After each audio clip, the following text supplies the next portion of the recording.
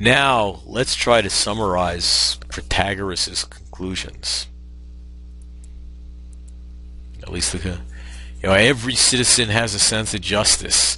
Therefore, in a certain sense, every citizen is correct about what she thinks should be supported by the government. Not like expertise in particular skills like medicine, some of the other skills that they talked about.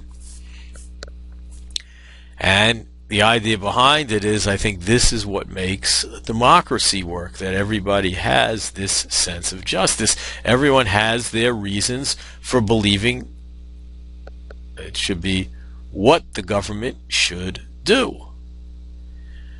So it is by convention. That is, the question was, is it nature or is it convention that gives the city the ability? They might say it's nature, it came from Zeus, but that's kind of supernatural. Not nature, but the idea is by convention. The state exists. Justice in the state is by convention, by the majority of votes.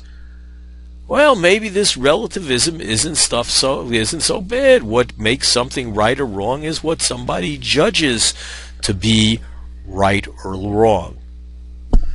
But we started out worrying about that case of rape, which is really kind of a tough case.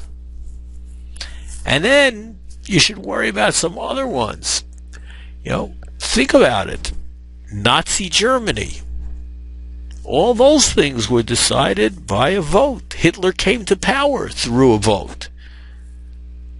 And then look at what happened in the United States, in the South, before the Civil War, and even earlier, probably in most of the states. We had the institution of slavery. Everybody who was in power then decided that slavery was perfectly okay. Were they right? Well, it depends what you mean by right. And it depends what you mean by truth. If truth is objective, we have a way of comparing it. If it's relative, well, there was nothing wrong with Nazi Germany because everybody there believed it, or the vast majority of people believed it. And there was nothing wrong in the South before the Civil War, or before that, when we had the institution of slavery. Not a very happy conclusion.